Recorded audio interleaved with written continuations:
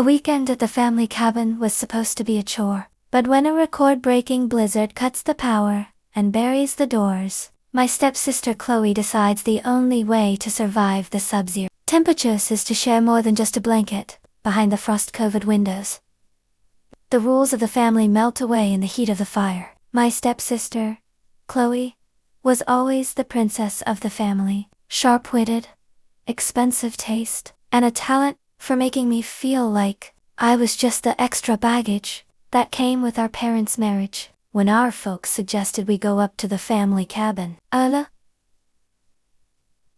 prep it for the holidays, I expected a weekend of chores and bickering. Dear listeners, before I began telling this complicated story of my life, I ask you to support my channel, subscribe, leave a like and write the comment which city you are listening from. This is very important for us. And now, enjoy listening.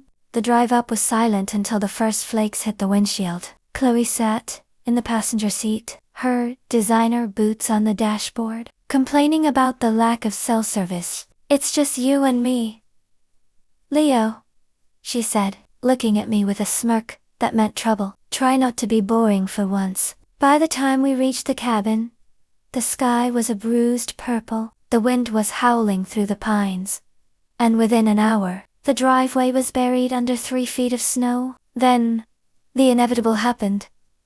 The power lines groaned and snapped, the cabin went pitch black. The only heat came from the old stone fireplace. Great, Chloe muttered, shivering in her thin sweater. We're trapped.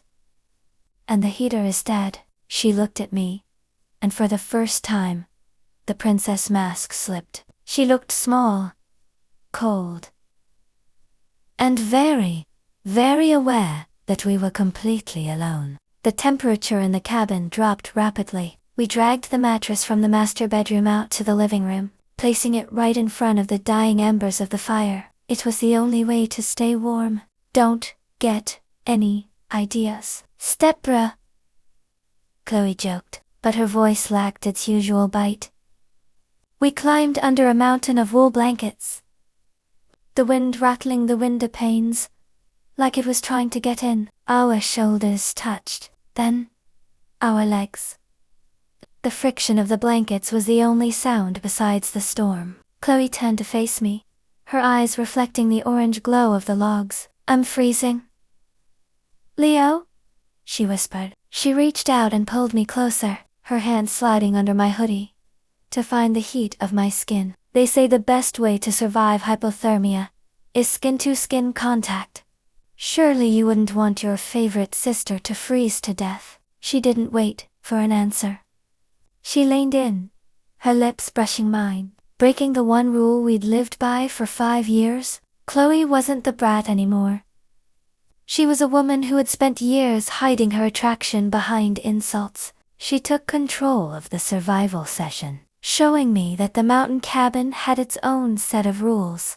She took control of the survival session, showing me that the mountain cabin had its own set of rules. The narrator should focus on the weight of the blankets, the smell of wood smoke, and the way the world outside our parents, our names, our titles, simply ceased to exist. In the heart of the blizzard, there was no stepbrother, there was only the heat. The sun rose on a world of blinding white. The storm had passed, leaving the cabin buried in a silent, beautiful tomb of snow. I woke up with Chloe's head on my chest, the fire now nothing but gray ash. She looked at me, and there was no teasing left in her eyes. The plows will be here in a few hours, she said, tracing the line of my jaw. And when we get back home, we have to go back to being normal. We have to go back to the bickering and the distance.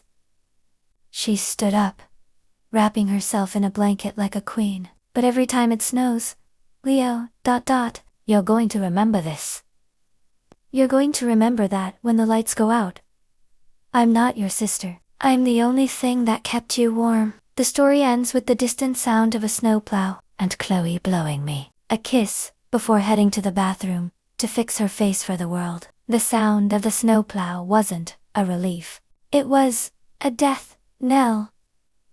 As the heavy blades cleared the driveway, the black SUV containing our parents pulled up. Chloe was a master of transition. One minute she was whispering in my ear, and the next, she was standing on the porch, complaining loudly about the cold and the lack of decent coffee. I watched our parents hug her, apologizing for the storm, while I stood in the doorway, feeling like a ghost. The cabin, which had felt like our private universe just an hour ago, was suddenly crowded with their voices, their luggage, and their expectations. I could still feel the heat of her on my skin, but Chloe wouldn't even catch my eye. The tension snapped during dinner. My mother reached for her jewelry box and gasped. Her diamond tennis bracelet, the one she'd let Chloe borrow for the trip, was missing. I must have misplaced it during the blackout, Chloe said smoothly, cutting her steak. Leo?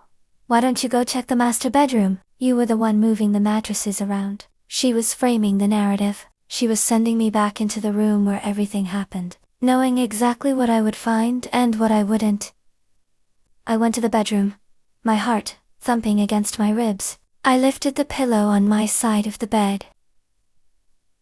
There it was, not the bracelet, but Chloe's gold locket, the one she never took off. Beside it was a note, written on a scrap of cabin stationery. Don't look so guilty. It makes you look like a brother. She was marking me. She was leaving evidence in my space to see if I'd fold under the pressure. I realized then that the blizzard wasn't the storm Chloe was. I found her in the kitchen later, helping with the dishes, while our parents were in the cellar.